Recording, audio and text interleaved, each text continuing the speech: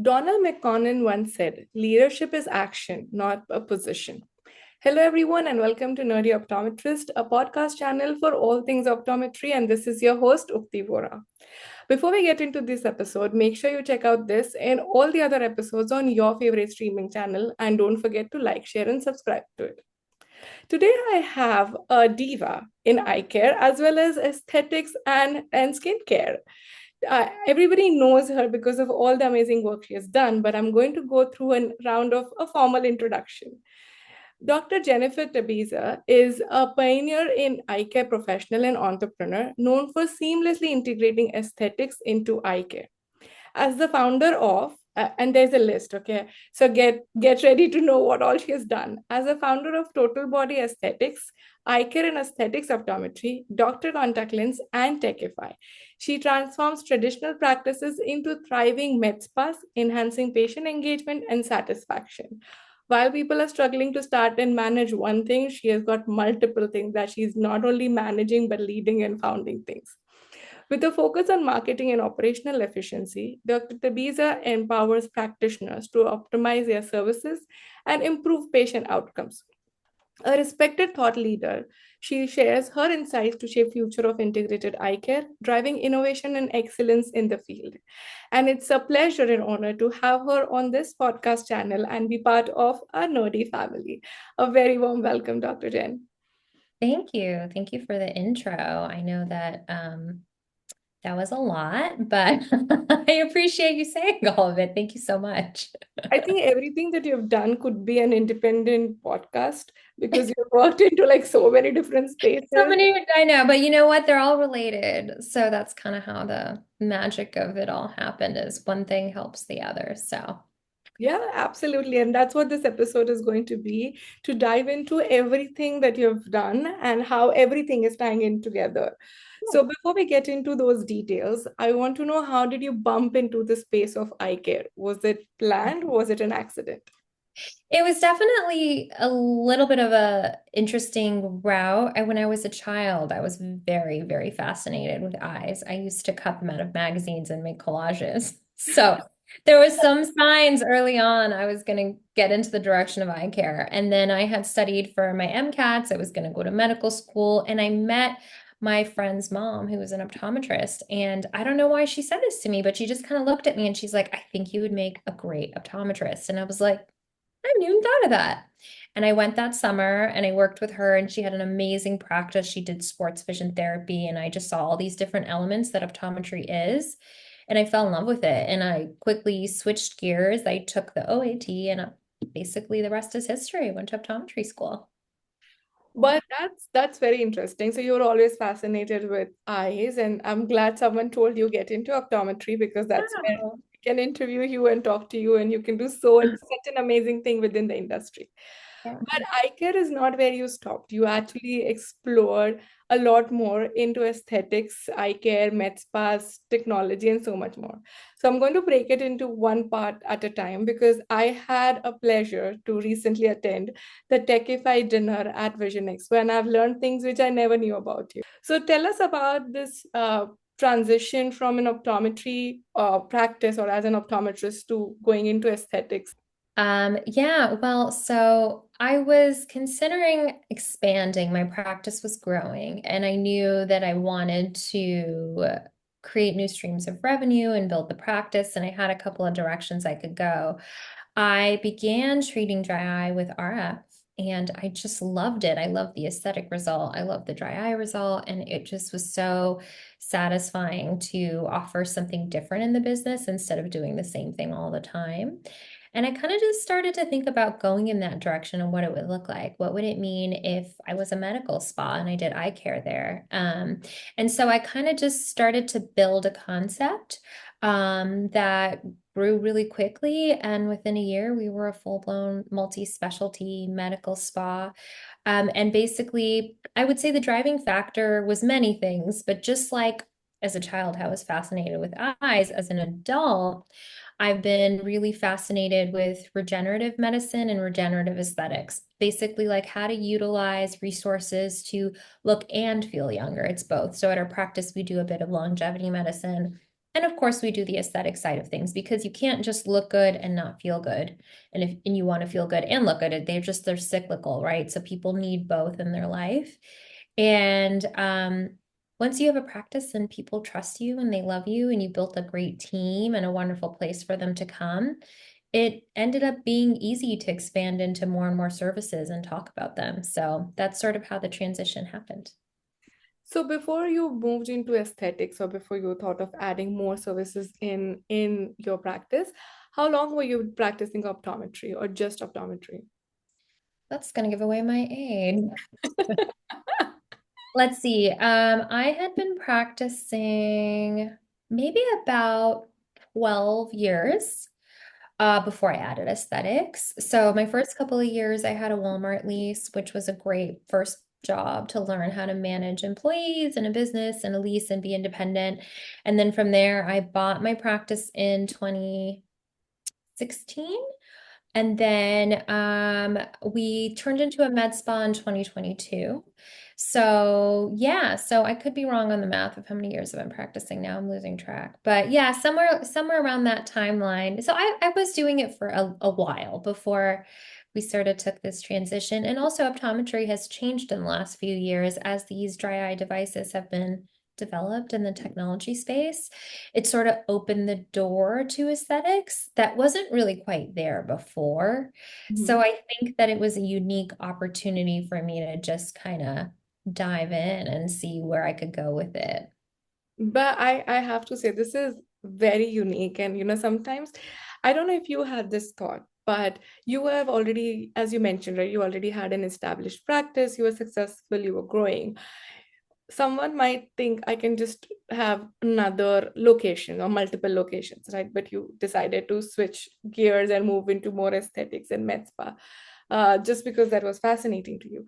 Did you ever feel that having two different specialities within your practice could be challenging in establishing the brand name? Did you have those doubts or thoughts? You know, I am a person who has learned to really just believe in myself, meaning like whatever it is I want to do, I just put my mind to it and I just put blinders on and I make sure it happens. So I I did think about some challenges it might come with. Like maybe it might give the impression I don't care about eye care if I'm becoming a multi-specialty practice. But really, when I got those questions from patients, and I did, especially some older patients, like, oh, you're doing so many things here. You just sort of begin to explain the reasons why you wanted to add more to your practice. We wanted to offer more non-surgical options to patients who want lid tightening. They want their lids to not hang, and cover their vision, or, dry eye treatments also happen to treat aesthetic concerns. So you kind of just explain to them how you took the journey as well. And then you become an expert in that field to them because it means that you had a reason to go that way. It wasn't random. Mm, Um, and I think that it's part of the reason why I do consulting now is I kind of figured out a few key things that are important in your branding, your domain, the way that you sort of present yourself to the world as a business to show that it's not about one thing or another. You're just a multi-specialty medical practice. And so I call it that more often than I do a medical spa. It mm, really depends on who I'm talking to. My eye care patients, I let them know, like, hey, we're multi-specialty now. I have two nurses, I have a doctor, we do different things here. I'm the specialty in everything eyes. And it's received well. It just kind of you have to be willing to people become really attached to their optometrist and they want to feel comfortable coming there. And when you change things, it can require a little bit of consulting with your patients, but it's a one-time conversation. And honestly, if you're that great of a provider, which you probably are, if you have a great practice, they're not going to leave you, right? They just need to understand, like, oh, hey, do you still care about the things you once cared about? And when you show them that you do, and you're just offering more, and give it from that perspective, mhm. for the most part, it's been really well received. And in fact, 20%, maybe even 30% of our med spa patients came from eye care, meaning they came to see me for an eye exam. They began going over to get skin tightening, Botox, whatever it is they wanted to do, weight loss, peptides, we do all kinds of stuff. And so they already, like I said, they already love you and they know that you're going Yeah. to provide great services on both sides. I'm not the practitioner on the medical spa side. I just run the business and help refer people to it from my eye care. But of course, it's my practice, so I've hired people that represent my practice well, just like anybody else you hire, right? Like even if you hire another OD, hopefully they jive with the practice and they fit in and they have good bedside manner and all that kind of stuff. So it also oddly makes people comfortable. The flip side of it is there is a lot of people that are curious about how they could improve some things about aging, right?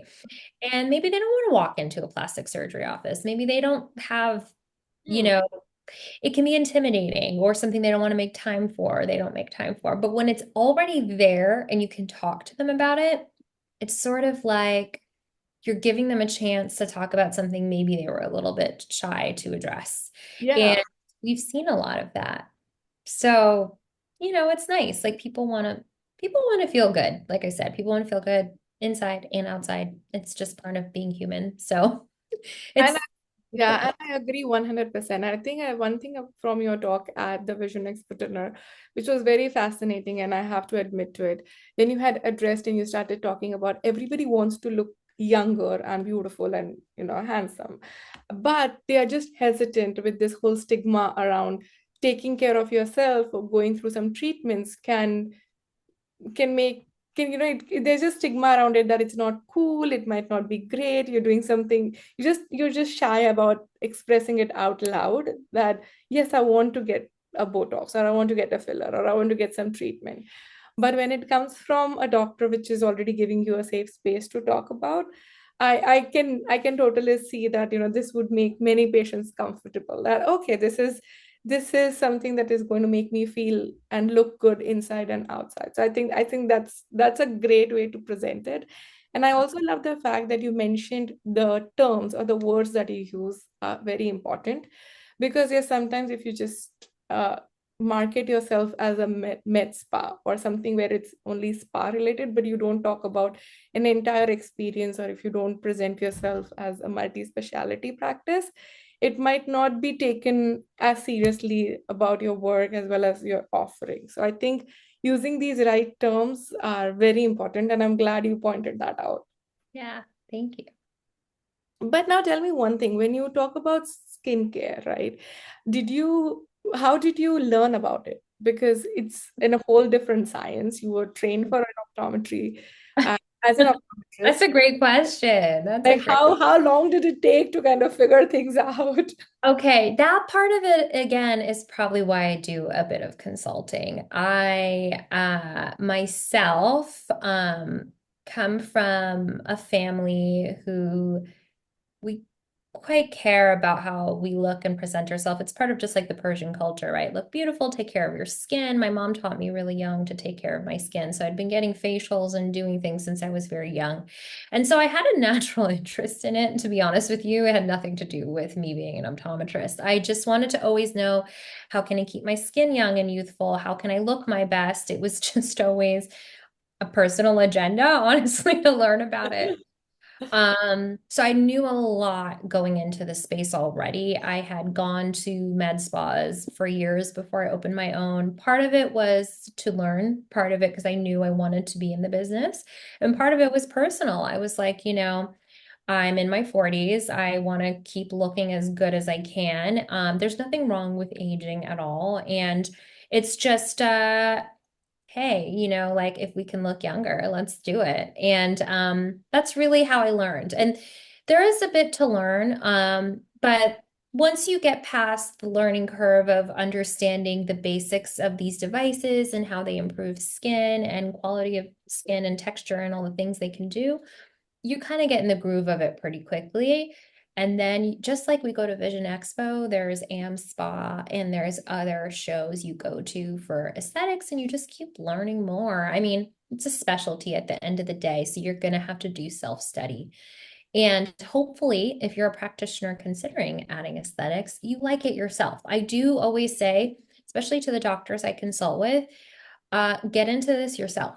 Because if you're not an advocate for it, it's going to be harder to sell. It's going to be harder to be passionate and speak about. And also in the aesthetic world, you have to look the part it's kind of like going to a cosmetic dentist, right? And if he had all crooked and yellow teeth, you would be very confused. That's the reality of aesthetics, right? It's like Sephora or any beauty industry business. You have to look the part. You can't go to a hairdresser who has horrible hair. You know what I mean? It is.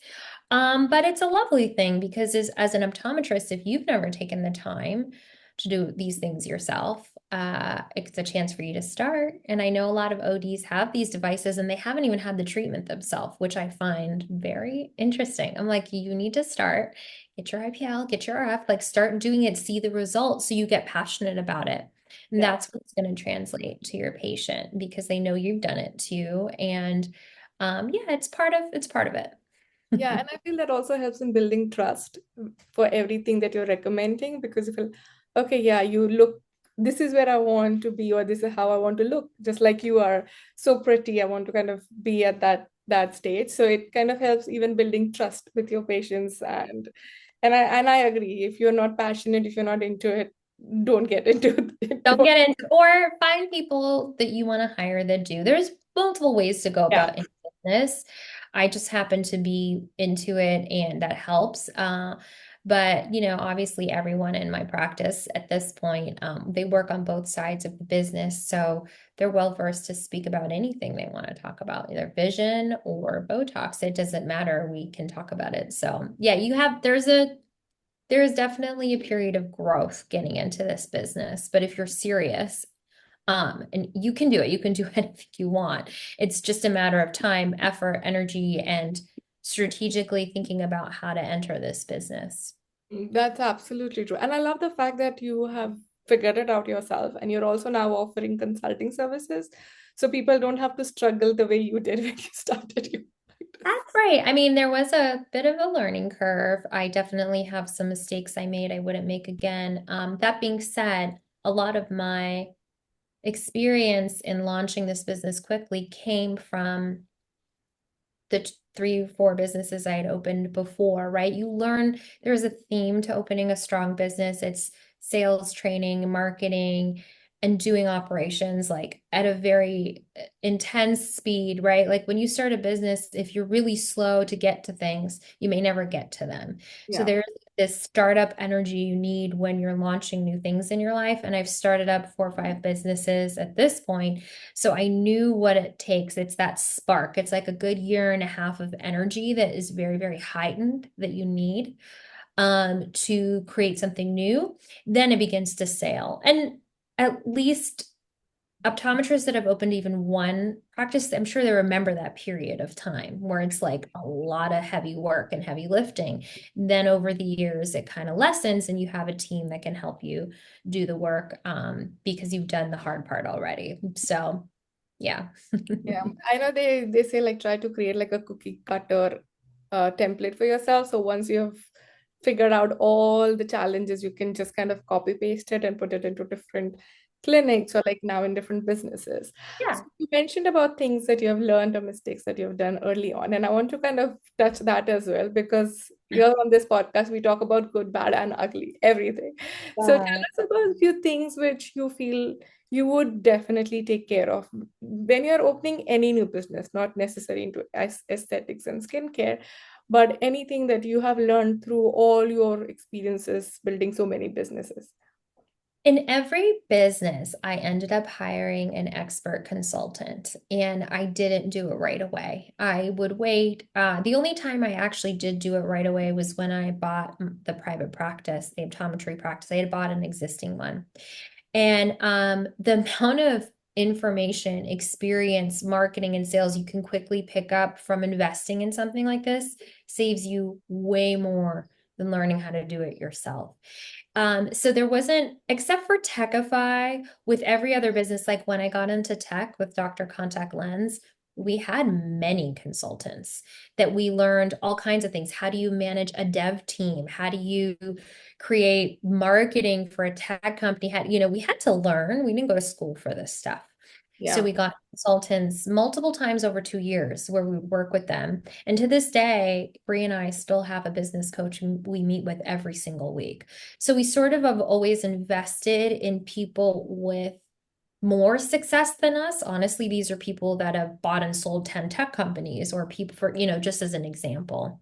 Yeah. So when I got into aesthetics, I waited a little too long to hire the consultant. I would say I waited about 6 months, which maybe isn't that long to some people.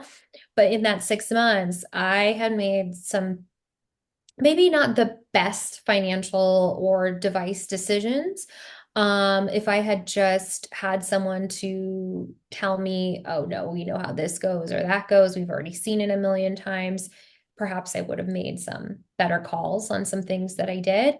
But I was pretty quick to it. I didn't wait too long. And that's sort of why, again, I entered this phase in my life where I want to help people with the same thing. If you want to get into the space, the learning curve can be high.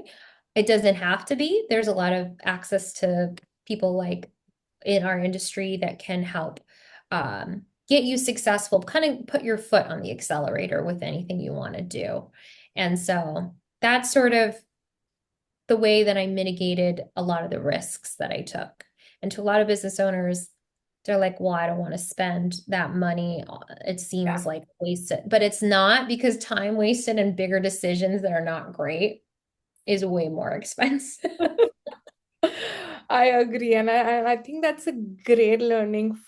I'm sure for me and for all the listeners, because sometimes, especially when you're starting something new, you're already feeling that you're drowning with your budgets, and it's like Yeah, very yeah, over. it's hard.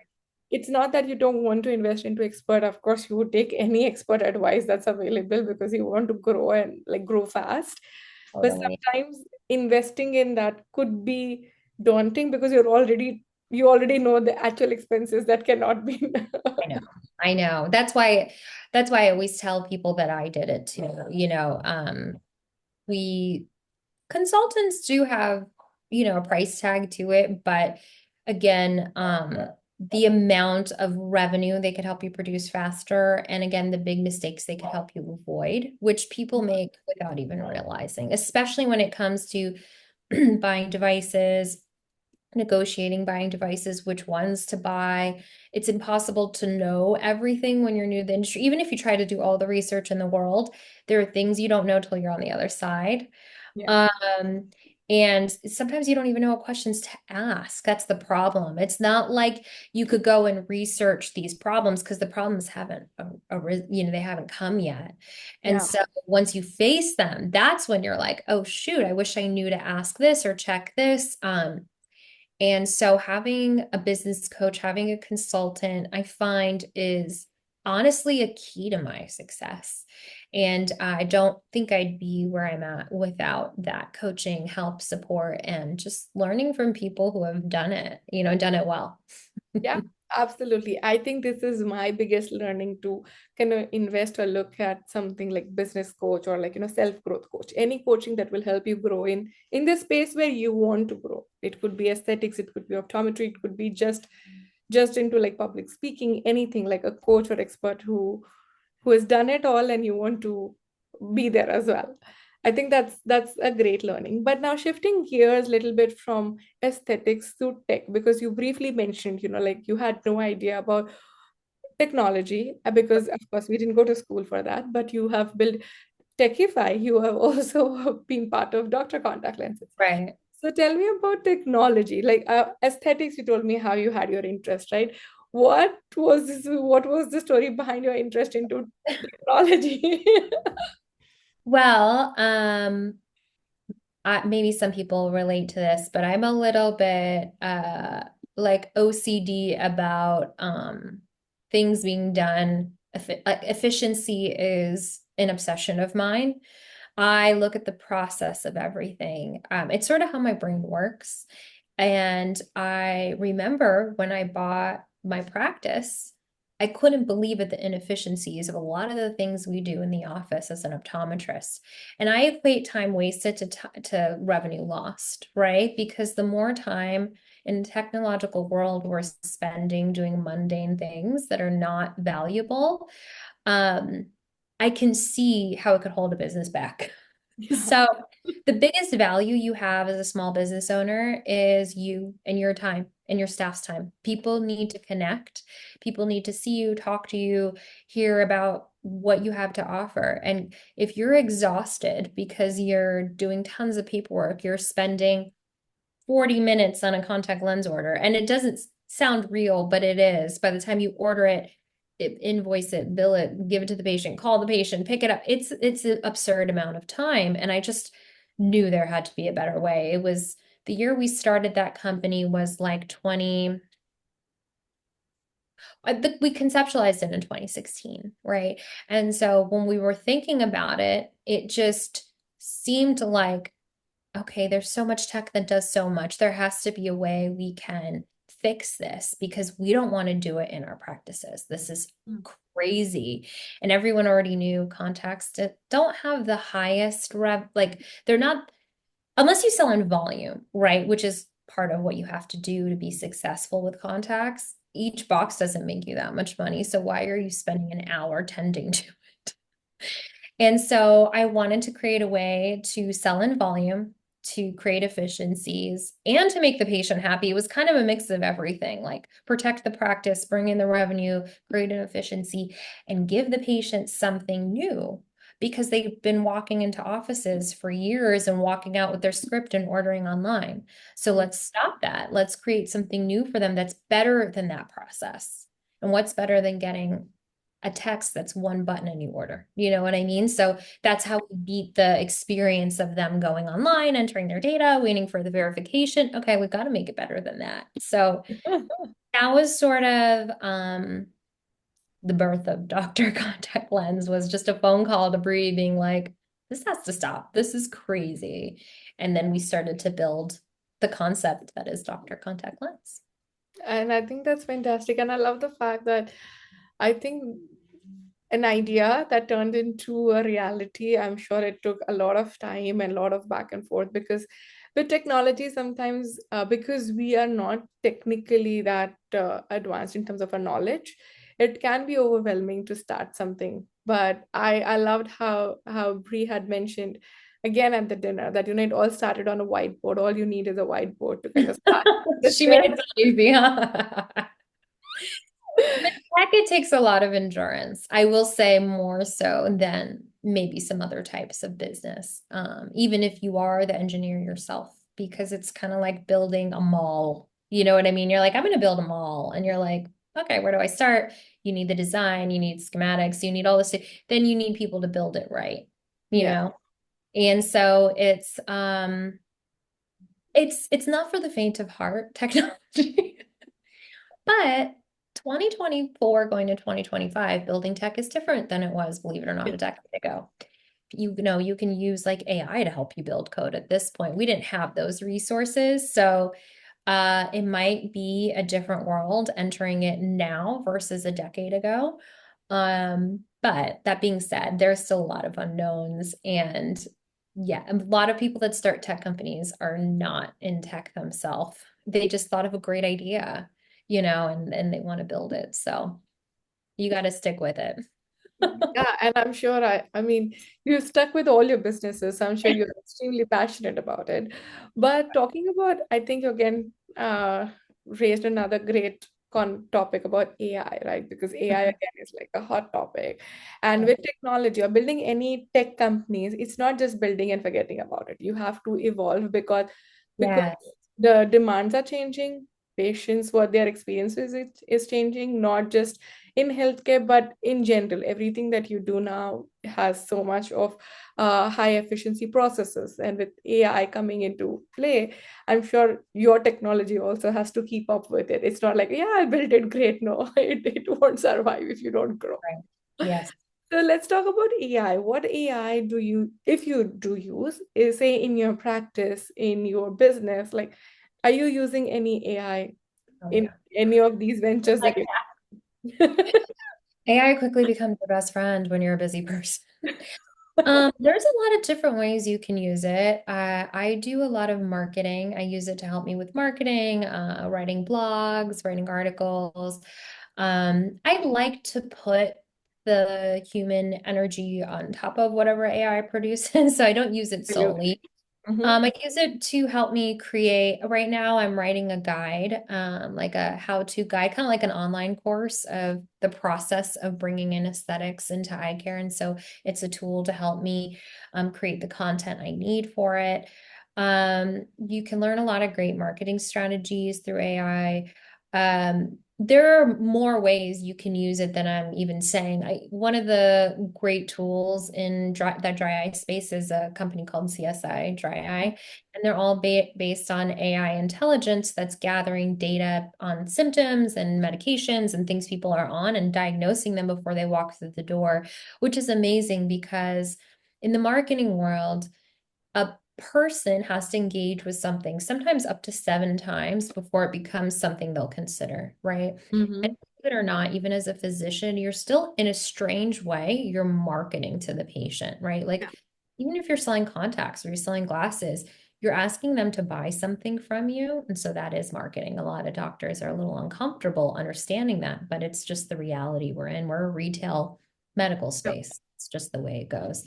And so the more a patient can engage with what it is you want to sell, using these kinds of tools, then, there's automated chat bots on websites. There's all kinds of AI we can use to help them understand who you are so that when they show up, they're kind of primed and ready to engage with what you have to offer. So those are just some ways I use it. I'm sure I'll continue to use it in new ways all the time.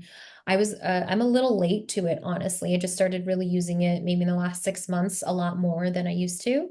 And I'm finding how helpful it is. And it's become like my best friend. I ask it questions now, just like, what do I do? I'm sad. No, I'm just kidding. No, but AI it's an interesting resource and we have it, so we might as well just embrace how we can best utilize it for our lives. Absolutely. And I loved how you mentioned about like using it for marketing and creating content, but also companies like CSI who is helping you, ensure that you're able to provide best patient care using AI. So like the medical use case of, AI, I think is also very important, especially in the space. And I know we talked all about like AI, technology, aesthetics, but are there any major roadblocks in your journey which you feel like, oh my God, it took me forever to get over it? Forever to get over it. Or any major roadblocks you feel is worth mentioning? Yeah, I mean, of course, right? And when we were building Dr. Contact Lens, we had built it 3 times before it even worked. Wow. 3 different dev teams, 3 different times of paying people, like you can imagine, it was pretty traumatizing. Wow. I think a lot of people who own a business understand perseverance is part of the job. And again, if you're really motivated to bring something to this world, whatever it is, you likely are gonna hit some road bumps. I don't know anyone who doesn't. And sometimes you even pivot. You can't even do what you thought you wanted to do. But the pivot could be so interesting. You don't know why you end up starting something and ending up somewhere else, but maybe that's where you're supposed to go all along, whatever it might be. There's a device I invested in my med spa that was quite pricey, probably one of the most expensive devices I had, which is used the least. I mean, am I going to cry about it every day of the week? No. But is it fun knowing that I did that? Of course not. The thing is, you just have to realize it happens to every business owner. It's part of the process. It's part of why you learn. And it's also part of why I highly recommend coaches and consultants when you're entering a new space or you need to expand and you think you know what you're doing, but not fully. Just get a little extra help. You'd be shocked what it might have saved you from. You'll never know once you have the good advice. You think like, oh, I would have known anyway. But there's a lot of things that I come in, like I've had conversations with optometrists now that are getting into aesthetics and I'm doing some consulting with. and stop them in their tracks in certain directions they want to go. Because I'm like, that's not going to be the most profitable, the quickest. We can do that, but like, let's start this way. And they wouldn't have known that because they haven't done it yet. And I get that. You know what I mean? I already did it. So I can see the path that's a little bit of least resistance, right? Like the easiest way to grow into this space is going to be a different formula for everyone, but at the same time, there's a general path that Hmm. uh, I am finding helping doctors makes them successful. So, That's wonderful. I have to say, your perseverance. Like, thank you so much for sharing the fact that you all tried it 3 times and you're still like now you're like successful and like you're growing. But I'm sure it would be daunting at that point, but still believing that this is the right solution and going forward with it, supporting not just both of your practice, but also like the industry overall with Dr. Contact Lens. So I think that's commendable. Thanks to you and Brie for her perseverance as well. I think you all both make an amazing team. thank you. I'm sure we did talk a lot about skincare, eye care technology, but it's time to now move to the game segment, which is going to be a very simple game.